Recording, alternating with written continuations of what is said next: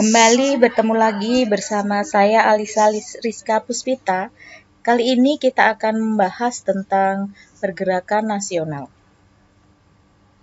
Bahasan yang akan kita bahas kali ini yaitu adalah perbedaan perlawanan sebelum dan sesudah tahun 1908, faktor-faktor pendorong munculnya nasionalisme, periode pergerakan nasional, serta organisasi pergerakan nasional. Apa sih yang menyebabkan kegagalan perlawanan bersenjata bangsa Indonesia? Ada banyak penyebabnya. Di antaranya adalah yang pertama, perjuangan bersifat kedaerahan. Jadi setiap daerah itu masih berjuang sendiri-sendiri. Jawa berjuang sendiri, Maluku berjuang sendiri, di Kalimantan berjuang sendiri, seperti itu. Selanjutnya, perlawanan tidak dilakukan secara serentak, tapi per daerah itu melakukan perlawanannya dalam waktu sendiri-sendiri dan masih tergantung terhadap pemimpin.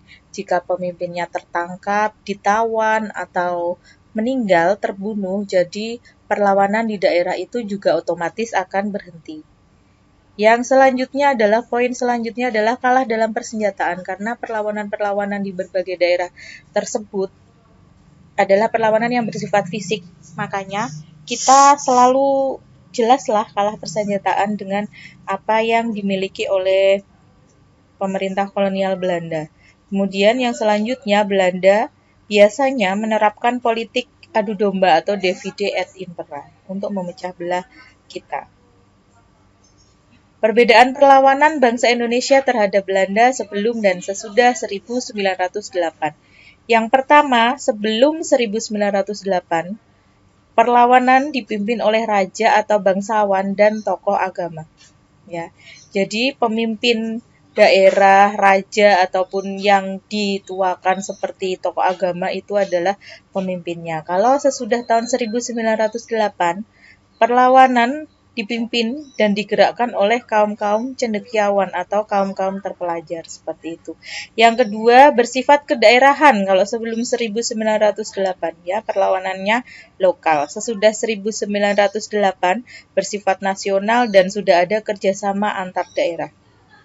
Poin ketiga, sebelum 1908 perjuangan dilakukan secara fisik atau bersenjata.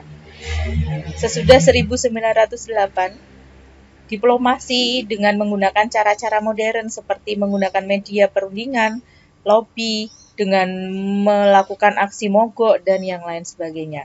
Poin nomor 4, perbedaannya sebelum 1908 terfokus pada pemimpin yang harismatik, ya. Jadi, seperti tadi yang sudah kita jelaskan, kalau pemimpinnya tertangkap, tertawan, ataupun terbunuh, ya hilanglah sudah perlawanannya. Dan pemimpin yang harismatik itulah yang nanti dipercaya oleh masyarakat atau pendukungnya.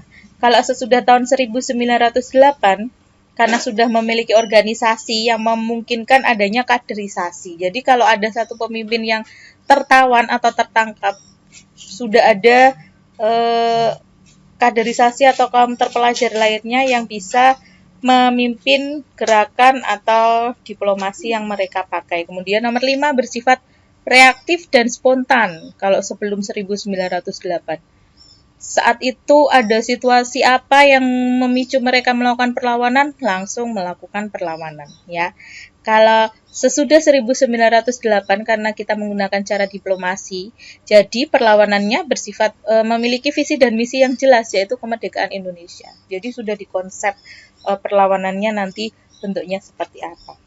Selanjutnya, faktor pendorong munculnya nasionalisme Indonesia. Ada 2 faktor, yaitu faktor dari dalam atau intern dan faktor dari luar atau eksternal. Kita bahas yang pertama, yaitu faktor dari dalam Indonesia sendiri.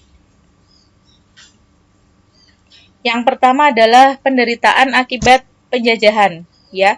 Jadi kita sudah lama dijajah selama ratusan tahun, jadi dari generasi satu ke generasi yang lain sudah berbeda generasi, itu pun kita masih merasakan penderitaan akibat penjajahan. Yang kedua adalah persatuan Indonesia di bawah Pax Neerlandica memberi jalan ke arah kesatuan bangsa. Apa sih Pax Neerlandica itu? Pax Neerlandica itu adalah suatu politik pemerintah kolonial Belanda di mana Belanda ingin menyatukan Nusantara atau daerah jajahannya di Nusantara ini sebagai satu kesatuan, ya. Karena pada awalnya Belanda datang ke Indonesia itu tujuan awalnya tidak untuk menjajah, mereka hanya ingin melakukan monopoli perdagangan rempah-rempah. Mereka hanya ingin mengambil kekayaan alam, terutama mengambil rempah-rempah dan hasil-hasil bumi lainnya yang laku jika dijual di pasar Eropa. Tapi semakin lama mereka semakin berpikir bahwa Indonesia itu adalah atau Nusantara pada saat itu adalah daerah yang punya jika dikuasai itu akan menguntungkan Belanda. Jadi yang tadinya hanya bersifat ingin melakukan monopoli perdagangan, akhirnya Belanda ingin menjadikan Indonesia atau Nusantara menjadi daerah koloni mereka. Mereka melakukan kolonialisme dan imperialisme di Indonesia. Kemudian yang ketiga, kondisi sosial, politik, dan ekonomi yang parah akibat penjajahan. Ya, kita tidak hanya ekonominya saja yang parah, tapi keadaan sosial masyarakat kita dan politiknya juga sangat-sangat tidak bisa berkuasa atau tidak bisa merdeka di daerah kita sendiri. Kemudian yang keempat, munculnya kaum terpelajar, ya, akibat beberapa hal, ya, salah satunya adalah politik etis dengan adanya trilogi Van Deventer itu, ya, salah satunya kan edukasi. Jadi banyak sekali akhirnya nanti orang-orang pribumi yang mendapatkan kesempatan untuk mengenyam pendidikan, baik itu di tingkat dasar, menengah, ataupun pendidikan di tingkat tinggi. Itu menyebabkan nanti walaupun yang bisa belajar sampai ke tingkat tinggi adalah hanya kaum bangsawan, tapi itu nanti memunculkan kaum cendekiawan atau kaum terpelajar yang mendorong adanya nasionalisme dan gerakan yang berbeda daripada sebelum 1908. Poin kelima yaitu tumbuhnya kenangan akan kejayaan masa lalu. Indonesia dulu saat masa kerajaan, terutama kerajaan Sriwijaya dan kerajaan Majapahit, kita pernah menjadi kerajaan yang besar yang disegani dan menguasai banyak wilayah, disegani oleh kerajaan lain di sekitar kita. Dulu saja bisa, berarti sekarang juga kita harus bisa seperti itu, ya. Next, selanjutnya yaitu faktor eksternal. Yang pertama adalah masuknya ide-ide barat lewat pendidikan barat yang modern. Jadi munculnya paham-paham yang baru seperti demokrasi, liberalisme, nasionalisme, itu juga nanti membuka wawasan kaum-kaum terpelajar di Indonesia untuk bersikap menumbuhkan nasionalisme Indonesia. Selanjutnya yang kedua adalah kemenangan Jepang atas Rusia tahun 1905 yang mengembalikan kepercayaan bangsa akan kemampuan sendiri. Jepang sama-sama negara di Asia bisa mengalahkan Rusia, ya, negara Eropa besar. Jepang itu kan wilayahnya kecil, tapi dia bisa mengalahkan Rusia. Jepang saja bisa, berarti kita pun harusnya bisa mengalahkan pemerintahan kolonial Belanda yang sudah beratus-ratus tahun menguasai kita, ya. Kemudian poin yang ketiga yaitu munculnya pergerakan kebangsaan di wilayah lain seperti di India, ya. Kemudian ada di Turki, ada Mustafa Kemal Pasha, ada di Filipina, ada di Cina dan yang lain sebagainya. Keempat, penyebarluasan pernyataan Presiden Amerika Serikat Woodrow Wilson tentang penentuan nasib sendiri sebagai bangsa-bangsa di dunia, ya, atau dikenal dengan Wilson 14 Points. Ya. Selanjutnya kita akan membahas tentang periode pergerakan nasional. Zaman pergerakan nasional ini nanti dibagi menjadi 3 masa. Yang pertama adalah awal pergerakan nasional, kedua adalah masa radikal, dan yang ketiga adalah masa moderat. Kita hanya akan membahas tentang sementara ini, ya, di sesi ini kita akan membahas tentang awal pergerakan nasional. Organisasi yang muncul pada waktu itu ada Budi Utomo, ada Serikat Dagang Islam atau Serikat Islam, dan Indische Partij. Kita bahas Budi Utomo yang pertama, didirikan pada tanggal 20 Mei 1908. Ini adalah sebagai organisasi yang dianggap sebagai organisasi pertama ya, pendorong adanya pergerakan nasional. Makanya setiap tanggal 20 Mei kita akan memperingatinya sebagai Hari Kebangkitan Nasional ya. Pada hari itu atau pada tanggal itu atas inisiatif dari Dr. Wahidin Sudirohusodo, seorang dokter ya yang kemudian disambut oleh Sutomo dan rekan-rekannya. Jadi Sutomo pada waktu itu sedang bersekolah di Stovia atau sekolah dokter pribumi ya dan rekan-rekannya. Kemudian mereka mendirikan sebuah organisasi yang dinamakan Budi Utomo. Tujuan pendirian organisasi ini adalah untuk mengembangkan pendidikan dan kebudayaan serta melakukan usaha peningkatan perekonomian. Karena sebagian besar anggotanya Budi Utomo ini adalah nanti sebagai pegawai pemerintah, maka Budi Utomo selalu berhubungan baik dengan pemerintah dan sikapnya lebih cenderung hati-hati dalam mengambil kebijakan, ya. Disebabkan Budi Utomo mempertahankan sifat kedaerahan, jadi lebih condong ke Madura, Jawa, dan sekitar itu.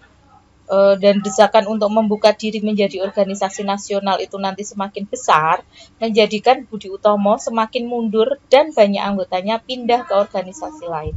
Itu adalah awal kemunduran Budi Utomo. Yang selanjutnya yaitu Sarekat Islam, didirikan oleh Haji Samanhudi pada tahun 1905, ini versinya ya, di Solo. Jadi awalnya namanya adalah Sarekat Dagang Islam karena ini adalah organisasi kumpulan para pedagang-pedagang yang berdagang di pasar Solo, di pasar Lawean Solo sana ya.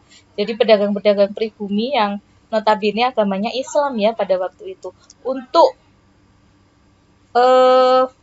bertahan dari gempuran pedagang-pedagang asing, entah itu pedagang Cina maupun pedagang-pedagang Eropa, mereka bergabung membentuk suatu komunitas, membentuk suatu organisasi yang diberi nama Sarekat Dagang Islam.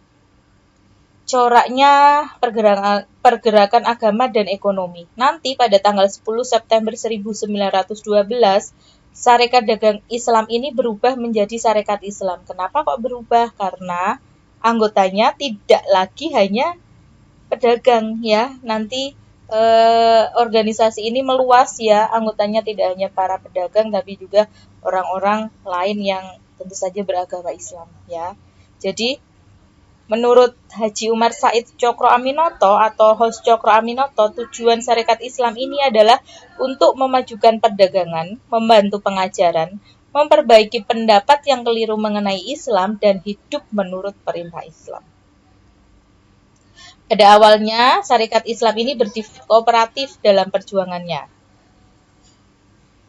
Tapi setelah mengetahui bahwa Dewan Rakyat atau Volksraad tidak memperjuangkan kemerdekaan, maka SI atau Sarekat Islam ini perjuangannya berubah menjadi non-kooperatif. Tahun 1921, SI terpecah menjadi dua bagian. Yang pertama adalah SI Putih, dipimpin oleh Hos Cokro Aminoto, ini berhaluan Islam, dan SI Merah yang berhaluan komunis, dipimpin oleh Semaun dan Darsono. Nah, SI Merah ini nanti adalah cikal bakal pembentukan PKI atau Partai Komunis Indonesia. Kemudian nanti Sarekat Islam berganti namanya menjadi PSI atau Partai Sarekat Islam Indonesia dengan ketuanya yaitu Haji Agus Salim. Penambahan Indonesia di sini menunjukkan semangat kebangsaan. Organisasi terakhir yang akan kita bahas untuk sesi kali ini yaitu Indische Partij. Didirikan di Bandung pada tanggal 25 Desember 1912 oleh 3 serangkai.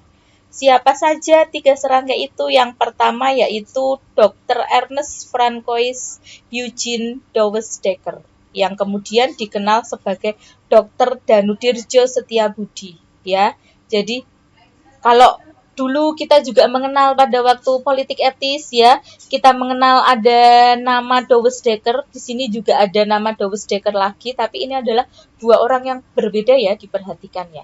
Kemudian yang kedua yaitu Dr. Cipto Mangunkusumo. Dan yang terakhir yaitu Suwardi Suryaningrat yang nantinya kita akan kenal dengan nama Ki Hajar Dewantoro. Industri Partits bermaksud membangun rasa cinta dalam setiap hati orang Hindia atau Indonesia ya terhadap bangsa dan tanah airnya.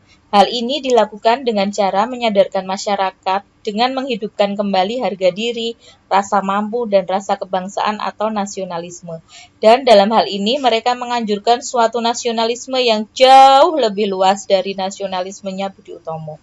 Dan cita-cita mereka ini disebarluaskan melalui harian The Express. Ya, demikian untuk penjelasan sesi ini, saya akhiri. Sekian. Wassalamualaikum warahmatullahi wabarakatuh.